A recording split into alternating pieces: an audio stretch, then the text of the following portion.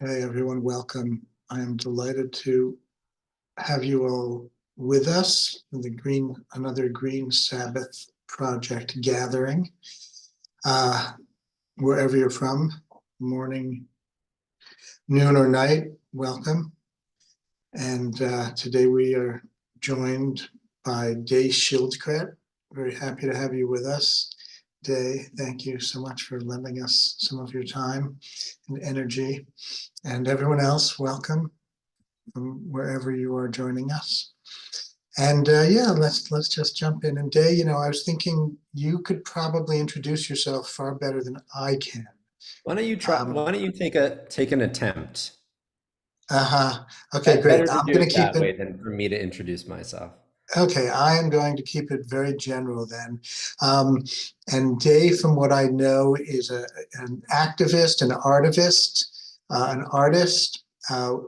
was a day school, a Jewish school teacher and or principal, and has published some beautiful books on ritual making, and is an educator as well. And what I discovered when I came across Day, and we were just talking about this earlier, and I don't honestly remember exactly where it was, but it was your artwork that really riveted me. I just love and hopefully you'll show us some things, but you make this just, I think, very deep mandala-like art out of natural found objects, which I assume are temporary, and you just leave them, and then whatever happens to them afterwards happens. And I love the colors and the symmetries, and very find them very beautiful and meditative. Um, so how's that by way of introduction? Pretty good. So and again, I'm really honored and delighted to have you here. So Day, you had said you wanted to maybe show us some slideshows, some images, and Sure. then we could talk, or I'm happy. The proverbial floor is yours. I'm happy to Okay. follow your lead. Sure. Hi, everyone.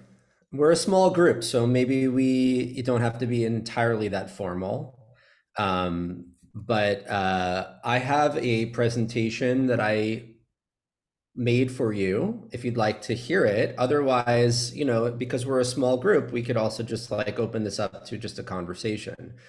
Do you want to see what I prepared? Yes. I would love to I see it. hear Why not? one yes and maybe four no's. Yes? Okay. I vote yes. Okay. Yes. And Um, and if you have trouble, Day, let me know. But you should be able to share your screen. But yeah, I'm going to we can share try my it. Okay. screen, but I'm not going to do a full screen share just because I have notes that I want to reference. And if I do a full screen share, I'm not going to be able to see it.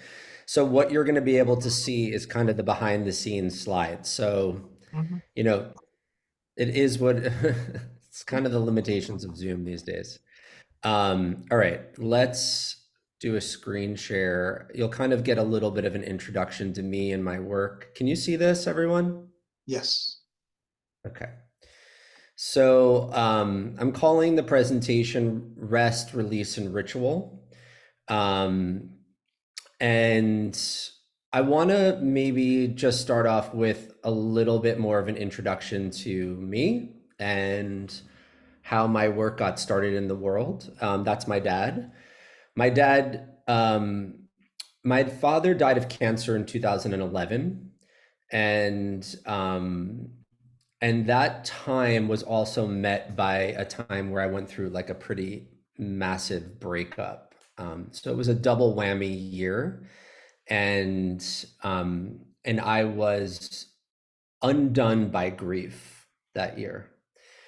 At the time, the only kind of outlet I had to not hermit and cocoon. I don't know if anyone else has gone through kind of a devastating loss, but you know that it can get very, you can isolate inside of that. I adopted my father's dog named Rudy, and her and I would go on long dog walks in the early mornings and the late nights, and she basically saved my life and got me out of the house. And so this is where we would go on these long walks in a place called Wildcat Canyon in Northern California. Oh, yeah.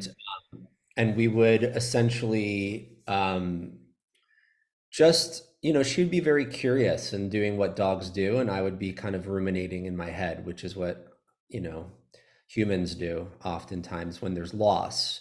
And so, she was a good model for me as to how to stay curious in the world, even though for me, when I would go on these walks at the beginning, my head would be down and I would be kind of just lost in my mind and in thoughts. One morning, really early in the morning, we were walking and came to this one of those trees up on that hill. That at the base of the tree were these beautiful amber colored mushrooms. And I was so taken with how beautiful they were that I sat down under the tree and I started to arrange the mushrooms into a shape. And I just let my hands kind of wander and create, and I let my imagination go. And I made this that morning. And it was the first time that I felt as if I could feel myself like not totally succumbed by my grief. And I felt in some ways enlivened again. And in retrospect, I was making symmetry and order. And there was something that brought me back to life just through the act of creating that. And so I challenged myself, could I come back to that spot for 30 days after that and continue to essentially make art and make meaning? What I ended up doing was this is a few of the pieces I made in those early days. And I didn't just create, I actually dedicated each piece. And so these early ones were really for my father and my ex. And they all carried meaning. I don't know if you can see inside of them, but there's like different numbers. There's fours, there's threes. They all carry very specific stories to them about what was going on in my life at the time. And each time I made one of these, it brought me back to life. I felt more at home in myself, and I could feel my footing again in the world. And so I continued to make these. 30 days came and went, and I basically just didn't want to stop. And this was at the time also where social media was becoming really relevant, and I started to put them out into the world, just with my own story and my own grief and my own dedications. And the most amazing thing started to happen, which was people around the world started to go out into their backyards and their parks, and they would make pieces out of their lands that they lived on and for their own lives, whatever was going on. So these are examples of other people's that they sent me. This woman from England, she was sitting in her car, dropped her kids off at school, and it was the 10th anniversary of her mom's death. And she didn't know how to express it. And so she actually found me on social media and was inspired to go out behind her kid's school. And she just took a wander, found all this material, and she sat down and made this for her mom. And she said it was the first time in 10 years that she felt like she was close to her mom again. So these are types of ways that this practice has rippled into the world. I'm actually now, I lead a teacher certification, and I'm actually teaching therapists, social workers, death and birth doulas, life coaches, how to bring this practice to their clients and communities, because it's profoundly healing, and especially when folks are grieving. But not just grief. I brought this also, I would started to create larger ones as places of gathering for meditation or contemplation, prayer. This is in New York City in a Broadway theater for Lab Shul. I created one live in the middle of their Rosh Hashanah and Yom Kippur service. And so they became centerpieces for different communities. This is a historic cemetery in Minneapolis. The entire edge of this is made of stones where people have written the names of their beloved deceased ones. So they become also centering points for remembering. That's also in New York. And this is in the 9/11 Memorial Plaza in downtown New York. And we did a workshop for folks who actually had people that they lost in the towers. And this was an opportunity for them to remember their loved ones. The soul of this practice, the heart of the practice is wonder. It's being able to engage in the world from a place of curiosity and awe. But the soul of the practice is impermanence. It's the fact that whatever we make, whatever we lend our hands to and create, whatever I make, doesn't last. It changes. Sometimes it changes when I'm making it, which is really frustrating. Sometimes it changes right as I complete it, which is surprising and exciting. And sometimes it changes weeks, months, years after. I was the artist in residence for the Andy Warhol museum in Montauk, New York, and they asked me to create, I could live in his mansion for 2 weeks and work on the beach. And they said the only prerequisite was to create one piece that they could bring their board to and press to at the end of our time together. And so I woke up the morning of, and I spent about 8 hours making a beautiful piece. And just right before they came, the ocean took it. And there was nothing left. There was no material, there was no art, there was nothing. I only had a story and my own reaction. And so there was something there, impermanence is the ultimate teacher of what it means to be alive and what it means to be human, really. So this practice fundamentally is talking about change, that life changes all of the time. Sometimes when we prefer it, sometimes when we don't prefer it. Therefore, more often than not, when I teach about this practice, I teach about making this art at threshold moments. Moments when life changes. We just had a big one in New Year's. I'm doing actually an intensive right now for about 100 people, helping them create meaning and beauty at threshold moments. We live in a very threshold illiterate culture. We don't know necessarily how to relate to change. Most of us, I guess that's the next slide. Yeah, most of us are really severely uncomfortable when life changes. And so we have coping mechanisms like scrolling on the internet. We're often distracted in the face of change. Plenty of people, shop or, zone out on series and television. Whatever we're doing, essentially, we're trying to prevent encountering life changing because it's severely uncomfortable. And so what ends up happening is we have an atrophied muscle. Are you all with me still? It's hard to feel you. Yes, thumbs up? Yeah, definitely. Yes, Thank you. here. Enjoying everything you're Okay. saying. Yes. Thank you. Okay. It's helpful to not know I'm talking into the void. So Not at all. when we're dealing with change, really what we're doing is we're encountering the unknown. We're encountering what lives beyond our sense of control. We're encountering the great enduring mysteries of life. And so there's another way besides coping with the discomfort of relating to the unknown. And it's, in some ways, it's facing it.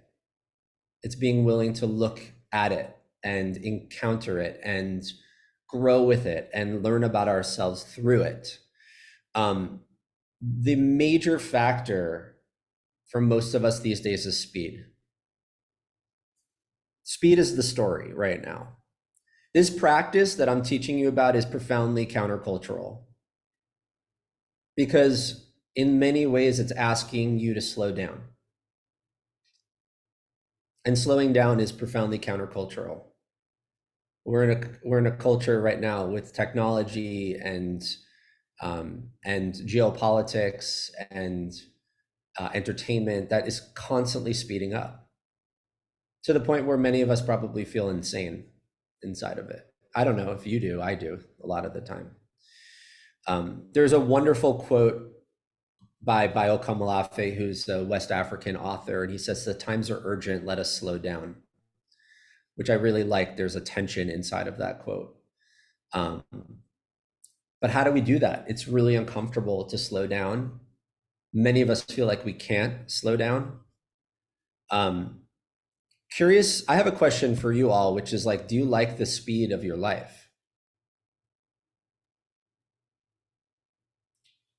And maybe this is a moment to just put it in the chat.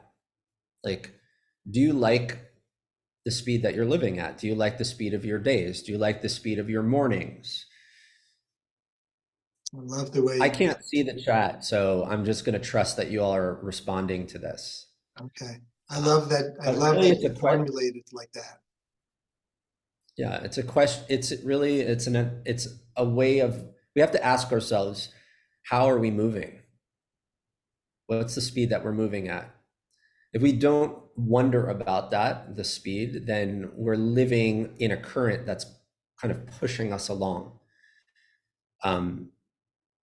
So I grew up, from about 11 on, I chose to observe Shabbat as a teenager, which was highly in a family that was very secular. So I was choosing to be very different than the way that my family engaged with the week.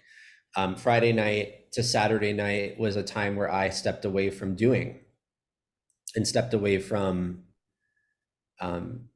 working and hanging out with, and just instead I would find myself on a couch with a book. But Shabbat inherently for me was, and I only knew this in retrospect, I didn't know it as a teenager, but it's a critique of how many of us live. And it's a critique on how the world has been designed, or this world, this cultural world it's a critique on how the world's been designed. I want to drop actually in the chat right now let's see if I can do this. How do I get back? Oh wait, here we go. I'm going to drop the etymology of the word rest in the chat. Rest is referring to, there's an Old English word, it means essentially intermission. But one of the things I'm really intrigued about in terms of the etymology of the word is that the German or the Old Norse of the word actually refers to distances. So it's really interesting to consider that rest could be the consequence of traveling. Like when you're on a long car ride, you eventually get to a point where like you're starting to get tired. So there's a relationship in the word, inherent in the word, there's a relationship to the work or the traveling or the doing or the productivity and the other thing that's needed in relationship to that. Does that make sense, everyone? Okay. Yeah. So what would happen if you actually spent part of your life living at a different speed? What would happen if rest could actually be as valuable as productivity? Okay. So the poet David White has a beautiful quote, and he says, "To rest is not self-indulgent. To rest is to prepare to give the best of ourselves and to perhaps most importantly arrive at a place where we're able to understand what we have already been given, which I love. The most important part of this lecture today, from my perspective, is this. Rest is a kind of ending. So we live in a society that only values growth and devalues endings. We actually, when we come to an ending, we're actually terrified of it, and we're trying to get to the beginning again. But rest is an ending. It's a release back into the greater whole. It's a place where potential lives. Think of it like compost. It's a place where we can like find our way back into the rich soil again. I've often heard Shabbat or the Sabbath as like to recharge, which I think is inherently problematic. In the same way that I see a lot of corporations using mindfulness as a way to be more productive. We're not using rest to produce. That's not its purpose. It has its own purpose, independent of productivity. It has its own way of being that's independent of doing. There's a wonderful quote by Abraham Joshua Heschel, who says, "Man is not a beast of burden, and the Sabbath is not for the purpose of enhancing the efficiency of his work." It's a very similar thought, which is like, this is not the purpose of rest. So in many ways, Shabbat or Sabbath or breaks or a sabbatical or whatever it is that you're breaking from, it forces us to consider our relationship with endings. If you've ever taken a sabbatical, you know it's real. I'm on the verge of taking one, and it's fucking hard to step away from work. There's a lot of questioning of trust and purpose. But endings is what brings meaning. When things end, it's actually what makes meaning and memory. It's the thing that makes it. So, okay, so Shabbat to me is a space in time. So think of it like a breath in a conversation, or a break after a line of poetry, or the last notes that an orchestra plays. And it's the breaks or the breath that bring meaning and digestion and understanding so that the new thing can happen again. Heschel, by the way, calls this an island in time. And it's liminal. And it's interstitial. Have you all heard the term betwixt and between? Mm-hmm. Yeah. So that's what we're talking about. And Heschel refers to time as like architecture, a cathedral. And he actually speaks to rest or Shabbat as the space in the cathedral, like the emptiness, which as a culture we pave over and clutter and fill it up as soon as possible. So a question to you right now is, and this was the interstitial time thing. And so the question to you is, what does rest need? What does rest need? To me, it needs space and time. But more importantly, and this is more my terrain, it needs ritual. Rest needs ritual so that we can demarcate it. You need to, in some ways, mark the ending of the work so that we can be in this other thing. You can call it rest, you can call it space, you can call it sabbatical, you can call it whatever, release. But ritual is what provides distinctions.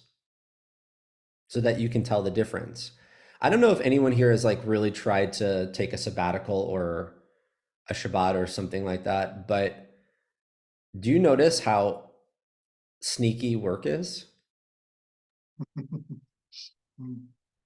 Like maybe you're even, maybe it's even happening right now. You're trying to like do two things at the same time. It's really hard in our culture to like let go. So we need these markers. Ritually, we need them so that we can distinguish time. So we can say like, this is not welcome here. The work is not welcome, or the doing is not welcome. The productivity is not welcome. This is a special time.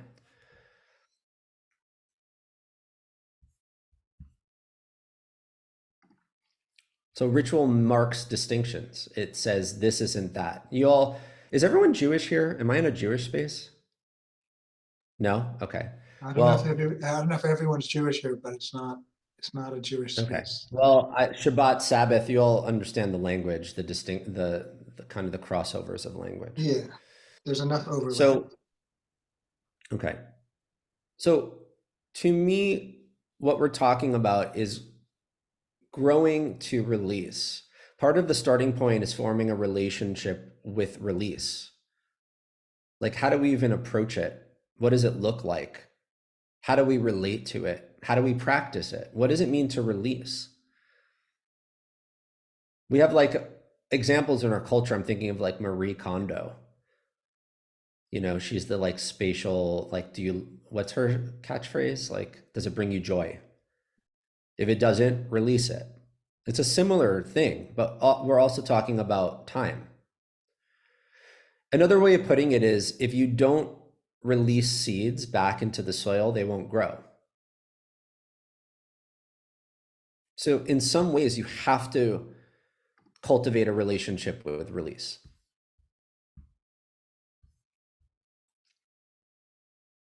So again, another chat question I'm curious about if you want to participate. What does creating space for release look like to you? What does it mean for you to create space for release? What does that relationship look like? Because there's a direct correlation between practicing releasing and our relationship or understanding to impermanence. So the framing in my talk right now is that release is a way back into something much more mysterious than what we know. So even though we might think our homes or our families or our legacies are permanent, what is really permanent is the mysteriousness of life, the changingness of life. It's the things that we've been working so hard at building. And when we stop doing those things, we really can really see how impermanent life is. That's why it's scary. I was talking about sabbatical for me. I run a business, and letting it go is really frightening. But if you don't let it go, there's a real thing called burnout.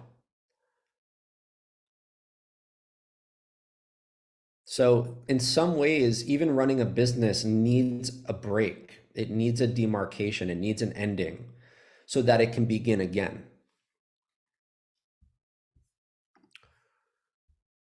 To me, what real permanence is the delicate life force and the groundlessness, the mystery, the changing reality. The seasons, the rising of the sun and setting of the sun. Just the movement. That is what real permanence is. When we rest and release our work, that is how we plug ourselves back into the much bigger world, what I've been calling the mystery. So release and rest is the bridge to that. and it gives us an opportunity to encounter mystery.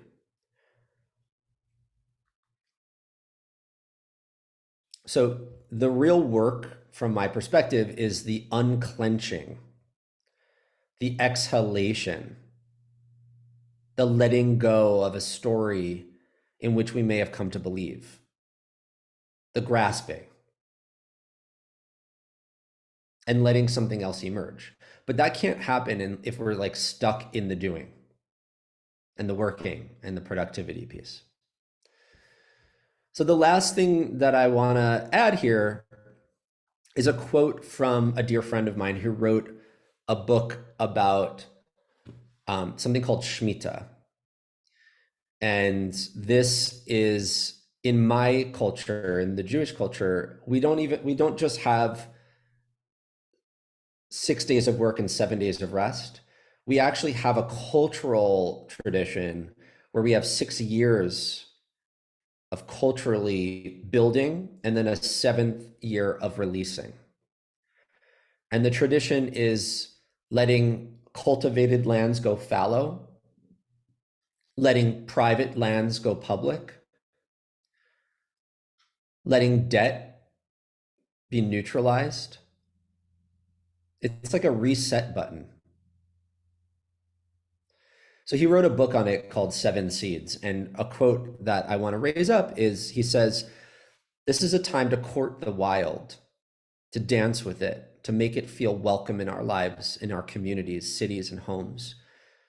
This is a time to learn from the wild, to enter into sacred relationship with this energy for our own healing and education.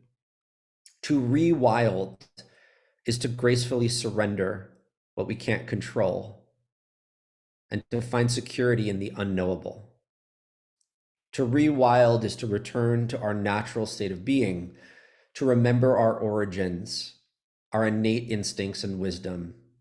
It is to open to the wild creatively, coursing through our own veins. The word will, W-I-L-L, is rooted in the word wild. And at our deepest core, our primal desire to live, to survive and create, to love, is rooted in our own wildness. And his name is Yigal Deutscher.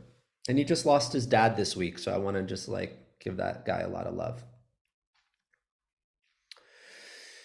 So just to conclude a few things, I'm going to drop in the chat some additional resources if you'd like.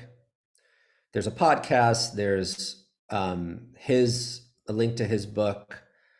There's another book on Amazon that's Abraham Joshua Heschel's book. And I probably should link also my work in here.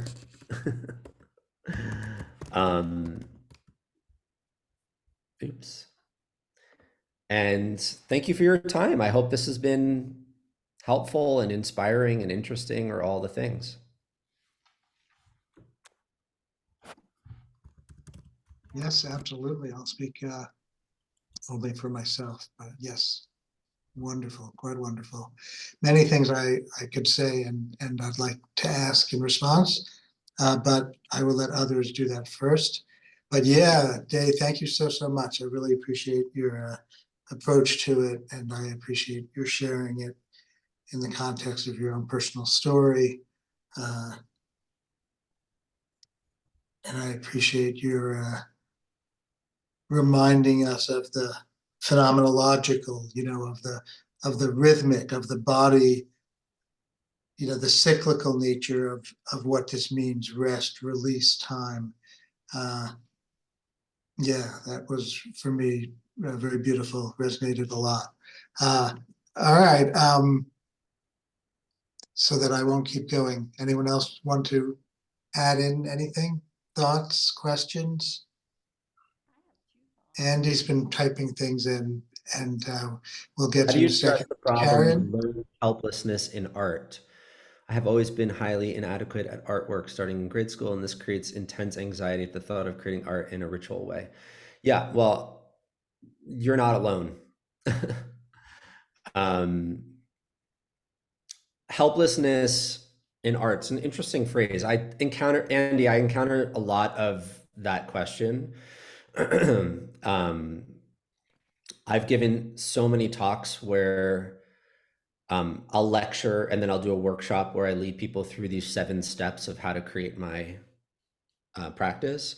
And I've had people come up to me. I had this one woman once. She's like, "This talk was amazing. It blew me away. And just so you know, I'm a surgeon from New York, and I'm not really creative, so I'm gonna step away and not do anything. Thank you so much." And I'm really stubborn, so I'm also really convincing. So I pleaded with her and I said, "Not so fast. First and foremost, we're like, this is the most accessible artwork ever because you're not creating anything new. You're rearranging. You're just assembling and arranging." And I said, "Could you just put something down and see what happens? Put another thing down, see what happens." I call this rippling. So you're just putting something down, putting another thing down. Anyway, we did the workshop and she disappeared when we gathered back together after people were creating. And at the end, I saw her on her hands and knees between these 2 big boulders where we were. And I motioned to everyone else to like come with me to follow, to actually like go over to her. And she's on her hands and knees and she's crying. And I put my hand on her shoulder and she saw that we all gathered around her. And she said to us, you know, "I thought I couldn't do this. But once I just put something down and started to put more down and more down," she said, "I actually realized I needed to tell a story." And she's like, "I don't know if it's good or not good." But then she went into the story of her parents and how both of them had died that year and what she was making in her own way, told that story.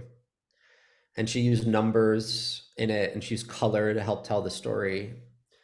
And it was beautiful. And it was partially because the bar was so low on creating, where I think a lot of people get really stuck. And as soon as she overcame that bar by just putting something down and letting it ripple out from there, it started to take a shape of its own. And she just got completely what they call in the zone with the work. So I don't know if it's necessarily the word is helplessness. I think it's just, first and foremost, I think our culture has a very strange relationship with art and creation and making it exclusive for only certain people that are quote unquote talented. The thing is that we've all been created. And so we all have the capacity to be creative. And it's just a matter of starting, just trying something out. And I'd say like probably 80, maybe 90% of the people I work with, and I work with tens of thousands of people, are not creative. And they're not making art like me, they're making it like them. But because we're playing with nature, it's just so accessible. And so it really helps people overcome that sense of helplessness, as you said, and it lets them play. And you just can become a kid again. You know, when you were a kid, you probably just made like weird sandcastles at the beach, or, you know, you played with sticks, or it kind of, you access that part of you that may have gone dormant or may feel shameful or may feel under resourced. But it's just playing with, you know, I tell my teachers like, we're just playing with berries, sticks, and leaves. And just framing it like that lowers the bar. Hopefully that was helpful. Yeah, I love that. Thank you. And, you know, I forgot to mention, Day, you live where? The Northwest of the United States? Where's your home base? I'm in California. Okay. And Karen, I don't know if that's how you say your name. Did you want to say something before? Oh, Karin. I had a couple things. First of all, I love the quote, Day. Thank you for the quote that you added to the, Yeah. I'm an ecotherapist and I use mandala work in my work with clients quite a bit. And I think one of the things, you talked about like the thing of releasing, and I feel like there's this element, and in my work with clients, which is about like learning about process versus product and detaching from the persona that they've built, Yeah. so that it's more linked to something permanent, like you reference in your quote. So nature's a really like helpful thing for that. I also just wanted to, I'm in private practice and a small business owner, and it is really hard to, I think one of the barriers to Sabbath, for many people, is it takes a lot of planning. And for many Yeah. of us, I know for me, sometimes it makes more work or more stress preparing for leaving or going away. And so it's a real commitment, to, I guess I'm just pointing out that it's like, this thing is about like commitment and being in touch with your values and the value of it, like on a daily basis, so you can make it actually happen. Because most of us don't have that capacity, Yeah. so that's a challenge. Yeah.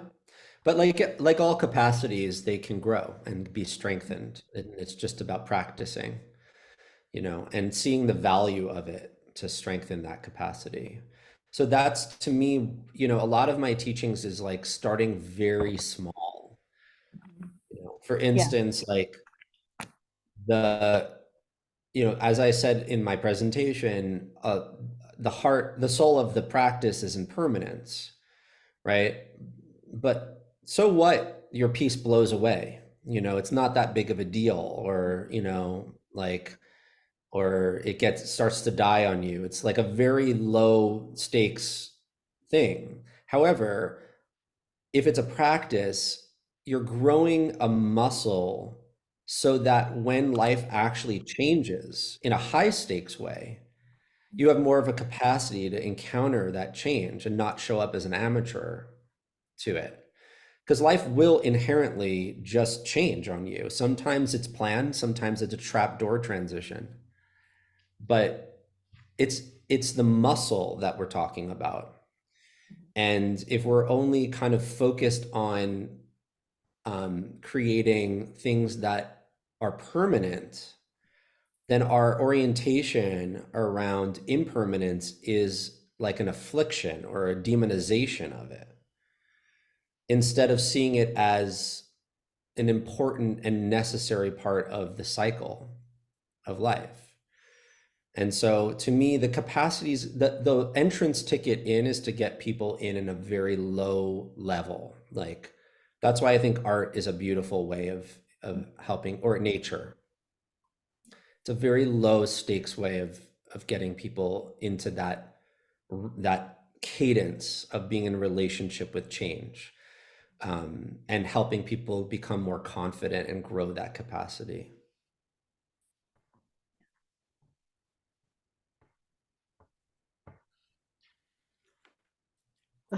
Jonathan, I'll just say one or two things and then Great. Yeah. turn it over to you.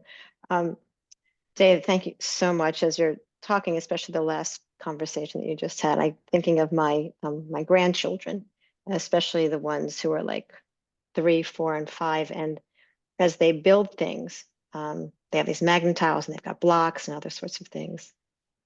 When something happens and it gets knocked down or it falls down, some of the children just get extremely upset. Oh my God, it's like it is hard to console them. And yet I've got one grandchild who's okay, I'll have to rebuild, and I just imagine the different spirit that they each have. And I hope that through experiences such as yours, we can teach adults. Yeah, when those changes happen, don't throw the tantrum and say, life is unfair and I can't deal with it, but rather, just have that, like the spirit of that one grandchild who amazingly can pick himself up and start again, which is, and not all the time. He's not an angel, but just sometimes. But nonetheless, that's I think some people have it innately, inherently, and some people don't. I had a couple, one like small question and one maybe larger question. Did you imagine yourself an artist before you started this work? Do you want to ask both questions?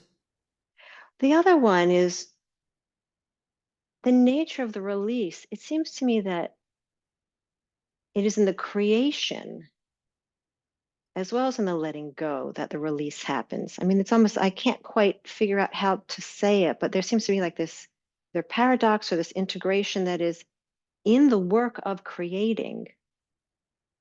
At least in my experience, starting that creation is the start of the release, right? And it's not at the end when I sort of have to let go, right? So there's like the whole process is a large contribution to that. Absolutely. Yeah, But for so I sure. don't know if you want to talk about that. Sure, and I'll also say, just to go 3 steps back, that I told you that story of being the artist and the fellow at the Andy Warhol estate, and I teach this around the world, and I practice this every day, and I still threw a temper tantrum when that happened.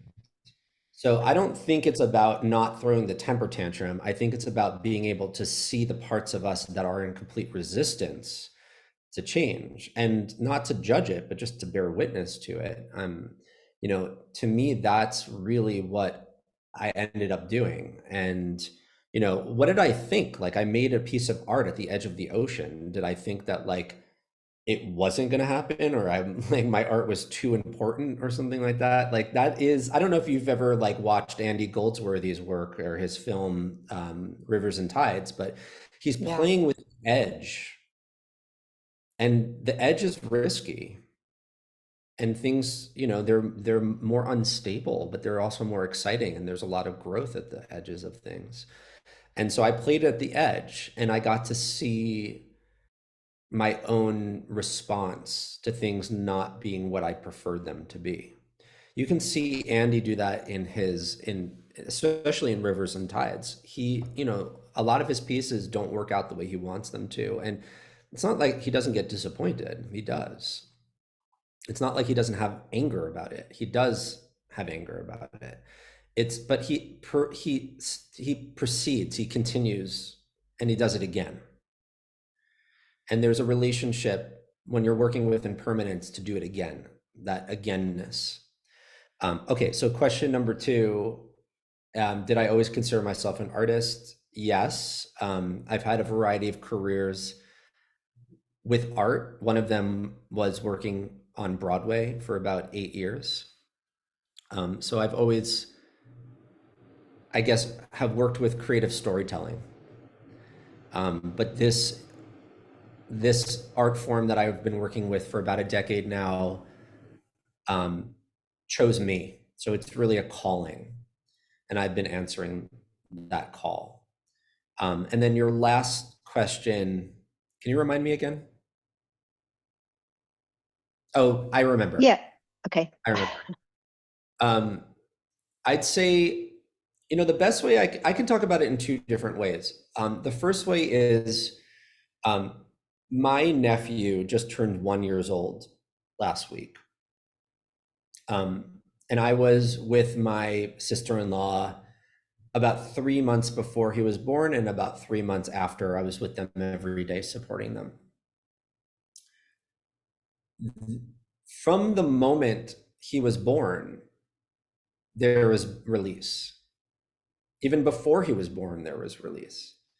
So there is a relationship between, that's not just this like create release. It's not as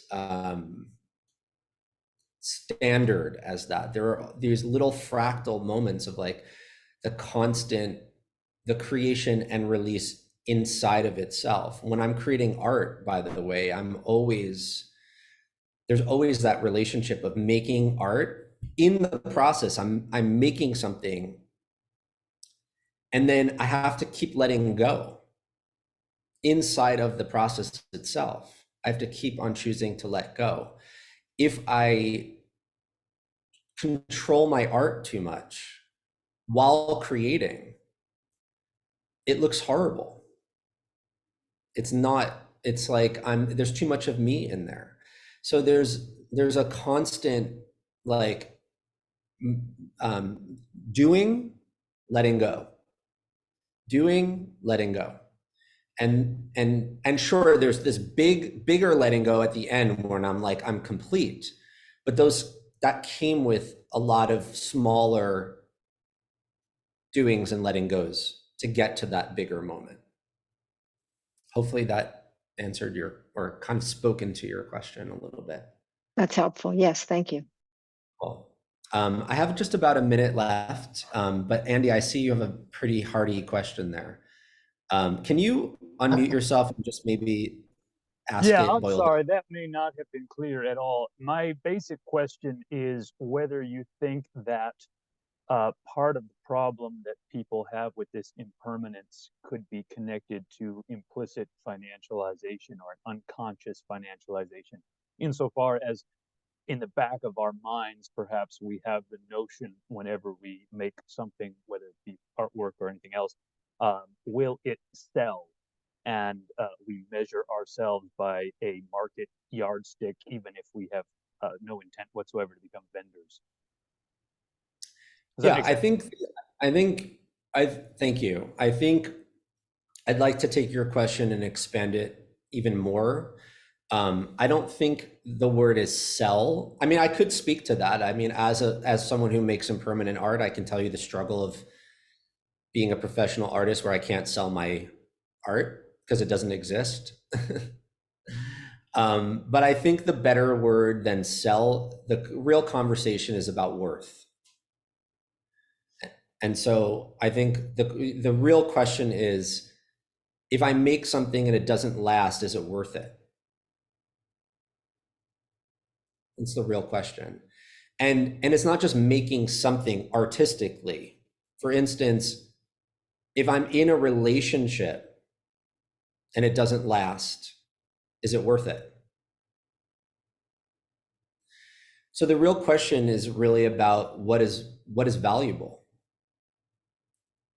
And this culture, the dominant culture of North America, has an understanding of what's valuable, and it centers value on longevity and endurance and permanence.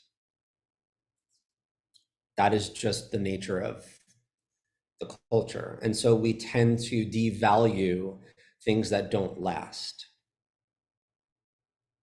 The problem with that mindset is that it doesn't understand the value of impermanence. The very fact that impermanence is what gives things their worth. That's